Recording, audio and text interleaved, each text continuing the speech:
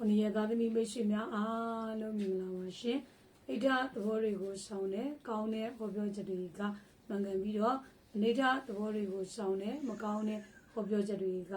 တက်ဆင်အောင်လွှမ်းပါစေ2026ခုနှစ်ဖေဖော်ဝါရီလ28ရက်နေ့တောက်ကြသားသမီးများအတွက်တနေ့တာဟောစတန်ဖြစ်ပါတယ်တောက်ကြသားသမီးများအတွက်ဒီနေ့မှာရက်ဆိုင်ထားတဲ့ဆိုင်းငံ့ထားတဲ့လုပ်ငန်းတွေကပြန်လည်စတင်ရတဲ့အလုပ်ထဲမှာလည်းအစအရာအဆင်ပြေတာမျိုးတွေအောင်မြင်တာမျိုးတွေဖြစ်မယ်နော်ရည်ရွယ်ထားတဲ့လုပ်ငန်းတွေလည်းရေးရဲတာဆောင်ရွက်ပါအဆင်ပြေအောင်မြင်မယ်နော်အချီရေးမှာလည်းချစ်သူစီကနေပြီးတော့မမျော်လင့်မင်းနဲ့လက်ဆောင်ရတဲ့အိမ်တော်ရေးမှာတော့ဒီနေ့မှာမိသားစုဆွေမျိုးညီကိုမောင်နှမအတွက်စိတ်ရှုပ်စိတ်ညစ်စရာများနဲ့ကြုံရတဲ့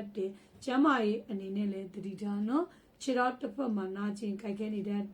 အကျိုးပေးတဲ့ကဏ္ဍကတော့နှစ်နဲ့ရှစ်ဖြစ်ပြီးတော့အကျိုးပေးတဲ့အရောင်မှာခရမ်းရောင်နဲ့အပြာရောင်ပဲဖြစ်ပါတယ်ရရအနေနဲ့မိမိအိမ်ရှိပြားမှာလိမ္မော်ရေးကလူပေးရမှာဖြစ်ပါတယ်ရှင်